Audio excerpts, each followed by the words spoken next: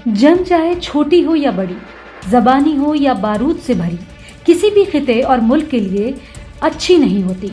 तारीख ने ऐसी कई जंगें देखी हैं जो हंसते खेलते मुल्क या खिते के लिए तबाही और इबरत का निशान बन गई हैं।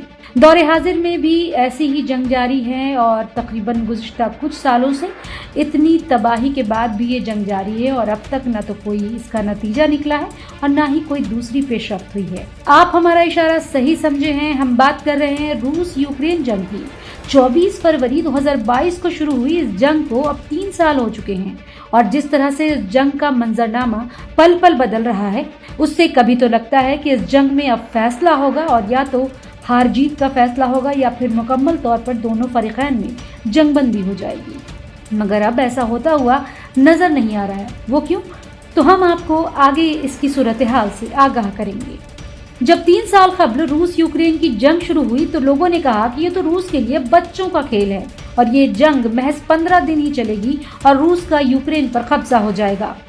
लेकिन माहिरीन हो या आम लोग, सबकी राय को यूक्रेनी सदर ज़ेलेंस्की ने गलत साबित करके दिखाया।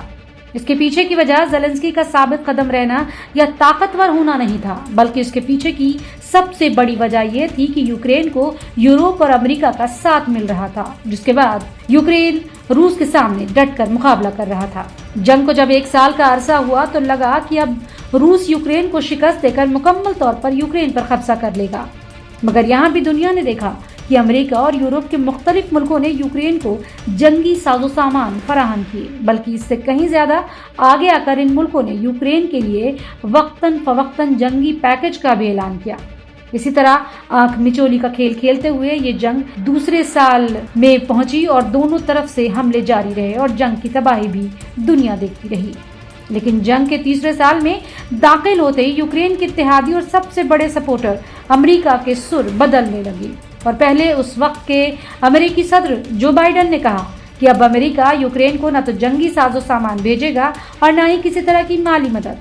लेकिन बाइडन भी अपनी इस बात पर कायम नहीं रहे और बाद में उन्होंने यूक्रेन को दोबारा मदद भेजी। लेकिन अमेरिका में जब इंतखाब की तशहीर शुरू हुई, उस वक्त से ट्रंप ने जंग को खत्म करवाने के दावे करने शुरू कर दिए थे।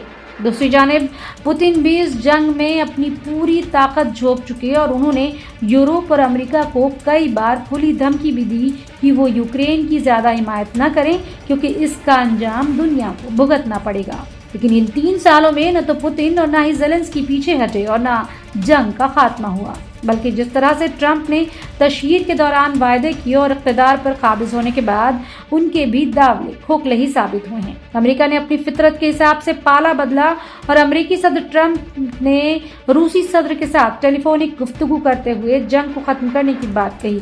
पुतिन ने उनके सामने शर्तें रखी तो दूसरी तरफ ज़ेलेंस्की भी पीछे नहीं रहे, उन्होंने भी अपनी शर्तें अमेरिका के सामने रखी। लेकिन मसले का हल तब भी नहीं निकला और न जाने कैसे यूक्रेनी सदर ट्रंप के निशाने पर आ गए और ट्रंप ने उनको तानाशाह तक कह दिया।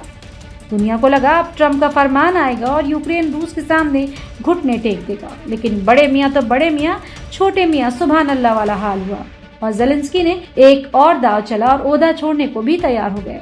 लेकिन साथ ही यूरोपीय मुल्कों से अपील भी की कि वो भले ओहदे पर कायम न रहें लेकिन जंग भी जारी रहे। दूसरी तरफ ट्रंप रूस और यूक्रेन के साथ बंदर और बिल्लियों वाला खेल खेल रहे हैं। कभी रूस के साथ खजाना डील की बात करते हैं तो कभी ज़ेलेंस्की से किसी और मुआहदे की बात करते हैं। लेकिन अब लगता है कि ट्रंप भी इस मामले पर फैसला नहीं कर पा रहे कि आखिर उन्हें करना क्या है, क्योंकि ट्रंप के हर फैसले पर यूरोपीय यूनियन से झुकाने वाले नहीं और बात फिर वहीं की वहीं है। अब सवाल ये है कि आखिर ये ऊँट किस करवट बैठेगा? क्या रूस से अमेरिका का मुआहदा हो जाएगा और पुतिन ज़ेलेंस्की मान जाएंगे या फिर ट्रंप की हर कोशिश नाकाम हो जाएगी क्योंकि यूरोप को ट्रंप का फैसला पसंद नहीं, या फिर जंग मजीद तेज होगी क्योंकि रूस ने यूक्रेन पर पहले ही हमले तेज कर दिए हैं और दुनिया मजीद तबाही देखेगी।